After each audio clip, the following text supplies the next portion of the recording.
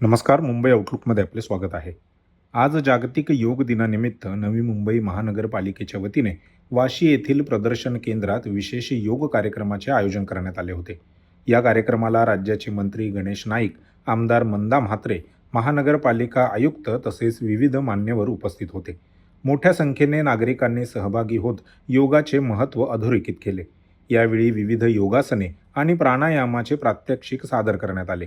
कार्यक्रमानंतर माध्यमांशी बोलत असताना मंत्री गणेश नाईक यांनी योगामुळे माणसाचा संयम वाढतो, मानसिक संतुलन चांगले राहते आणि शारीरिक तसेच मानसिक आरोग्य सुदृढ राहण्यास मदत होते असे सांगितले.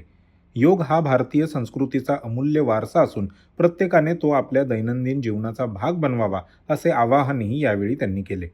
आज 21 जून हा आंतरराष्ट्रीय योग दिवस आहे.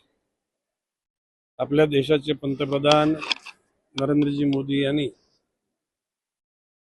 12 वर्षापूर्वी योग दिवस हा जागतिक स्तरावर मानला जावा, सर्वांना योगाच्या माध्यमातून मानसिक आणि शारीरिक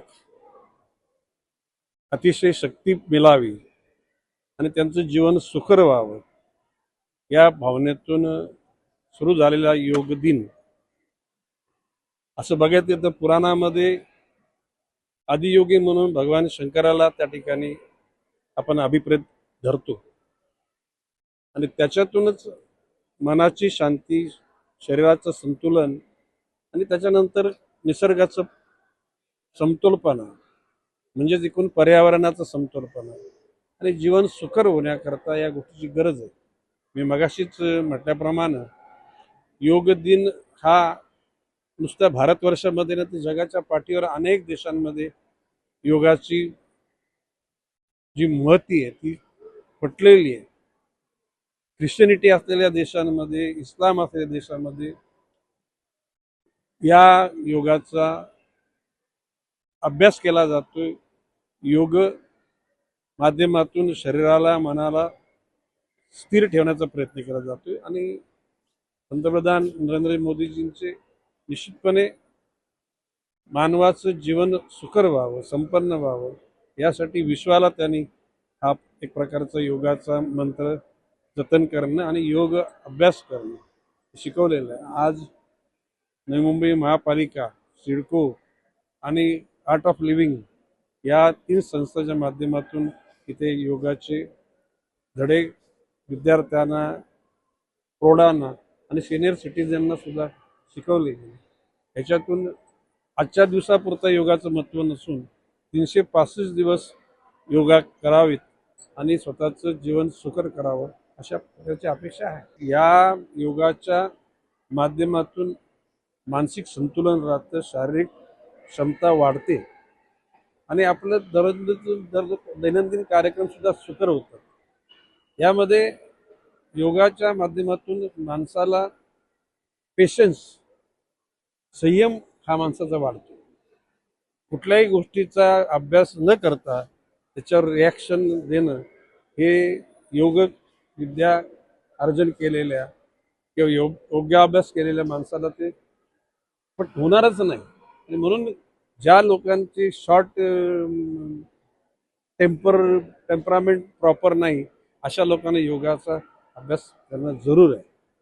आणि माझं मत आहे की आताचे विद्यार्थी यांच्या जीवनामध्ये यांचं कारण फार लाईफ पुढे पडलेलं आहे. 100 वर्षाचा कालखंड त्यांच्या समोर आहे. प्रौढांच्या पुढे काही कालखंड आहे, ज्येष्ठांचे. कारण ज्या दिवशी एखाद्या गोष्टीची महती समजेल त्या दिवसापासून सुरुवात करावी जीवन जगण्याची, जीवन सुकर करण्याची. आणि आज मला या गोष्टीचा आनंद आहे की संपूर्ण पत्रकार तुम्ही लोकांनी सुद्धा याचं महत्त्व लोकांना पटवून दिलेलं आहे. प्रशासन आहे, लोकप्रतिनिधी आहेत आणि विविध ज्या संस्था आहेत त्या संस्थांचं सुद्धा योगदान या ठिकाणी महत्त्वाचं. मन स्वच्छ असेल तर माणसाचं मानसिक संतुलन राहतं. मानसिक संतुलन राहिल्यानंतर माणसाचं शरीर सुद्धा योग्य प्रमाणामध्ये जे गरजेचं आहे तसं ते फ्लेक्झिबल राहतं आणि त्याच्यानंतर मग समाज जीवन चांगलं होतं. समाज जीवनातून चांगलं झाल्यानंतर आर्थिक ज्याला आपण डॉक्टर बाबासाहेब आंबेडकरांनी दिलेल्या घटनेनुसार जो स्वच्छ पैसा, काय क्लीन मनी, जसे आपण ग्रीन एनर्जी क्लीन एनर्जी म्हणतो, तसे ग्रीन मनी आणि क्लीन मनी ह्या पैशाच्या जीवावर माणूस आत्मविश्वास मिळतो आणि जीवन सुकर होतं.